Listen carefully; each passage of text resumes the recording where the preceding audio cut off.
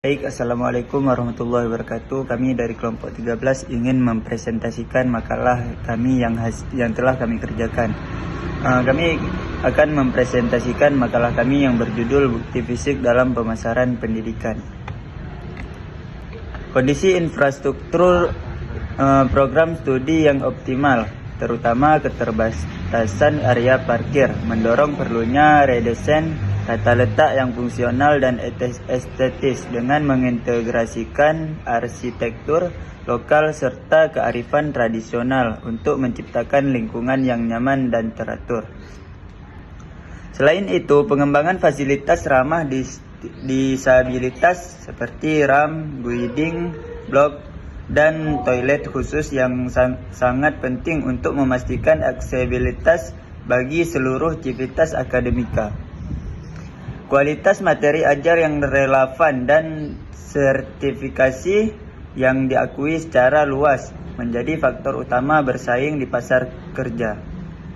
Reputasi institusi yang solid sangat bergantung pada akreditasi yang mengevaluasi kualitas tridharma perguruan tinggi secara komprehensif, sekaligus menjadi bagian dari sistem penjaminan mutu yang mendorong peningkatan standar pendidikan dan daya saing lulusan.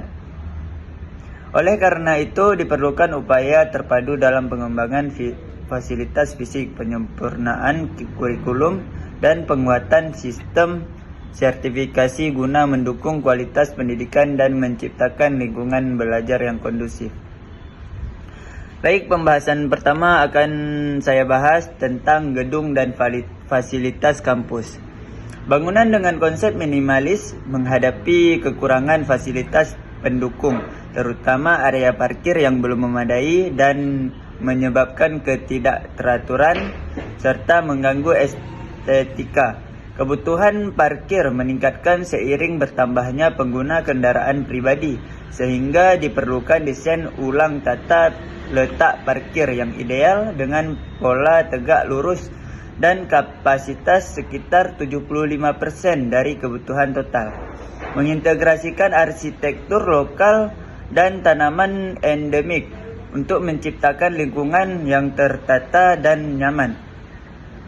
Selain itu, studi di institusi lain menekankan pentingnya fasilitas inklusif bagi penyandang disabilitas seperti ramp, guiding block, dan toilet khusus yang diinventarisasi melalui citra penginderaan jauh dan survei lapangan guna memastikan akses yang nyaman dan nyaman bagi akses yang aman dan nyaman bagi semua pengguna. Baik, selanjutnya akan dibahas oleh teman saya yang bernama Muhammad Hizkia. Baik, saya Muhammad Hizkia akan menjelaskan tentang kualitas materi ajar dan sertifikat yang diberikan. Kualitas materi ajar yang relevan, mutakhir, dan berbasis kebutuhan pasar. Kebutuhan pasar kerja sangat penting untuk menjamin kompetensi lulusan perguruan tinggi, terutama dalam program pendidikan profesi seperti PPDI Prajabatan agar calon guru memiliki kompetensi sesuai standar nasional. Sertifikat dari lembaga terakreditasi memberikan pengakuan formal atas kompetensi lulusan, memudahkan mereka memasuki dunia kerja, khususnya di instansi pemerintah atau BUMN yang mensyaratkan akreditasi institusi. Tantangan muncul dari variasi kualitas materi ajar antar LPTK, sehingga standarisasi dan peningkatan mutu materi ajar menjadi krusial. Integrasi sertifikasi dengan kurikulum dan kerjasama dengan industri diperlukan agar materi ajar selalu relevan dan sertifikasi diakui luas, mendorong perguruan tinggi meningkatkan mutu pembelajaran secara berkelanjutan. Baik, selanjutnya akan dilanjutkan oleh kawan saya yang bernama Ariel Marfu. Jadi saya melanjutkan pembahasan dari kawan kita tadi. Pembahasan selanjutnya tentang akreditasi institusi dan akreditasi. Reputasi perguruan tinggi sangat dipengaruhi oleh akreditasi yang menilai kualitas dan fasilitas institusi dalam melaksanakan kerjasama perguruan tinggi, pengajaran, penelitian, dan pengabdian masyarakat.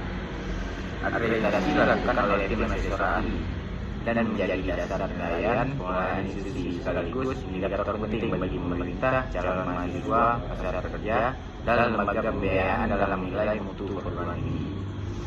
Perguruan tinggi terakreditasi baik dan lebih dipercaya, memiliki peluang lebih besar memperoleh hibah beasiswa dan pengukuhan sehingga reputasi institusi semakin kuat.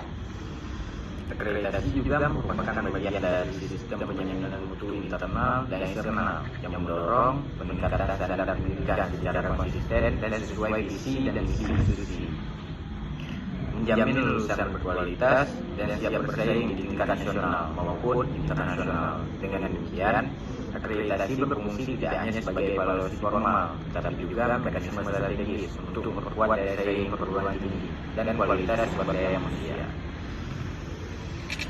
Jadi kesimpulannya, pembangunan gedung kuliah didasarkan dengan memperhatikan fungsi, kenyamanan, estetika, dan standar teknis seperti kekuatan struktur dan ketahanan gempa.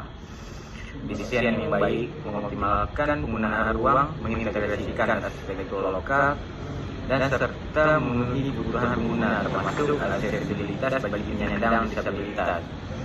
Selain itu, penggunaan harus mengikuti regulasi standar pemerintah serta mengutamakan efisiensi.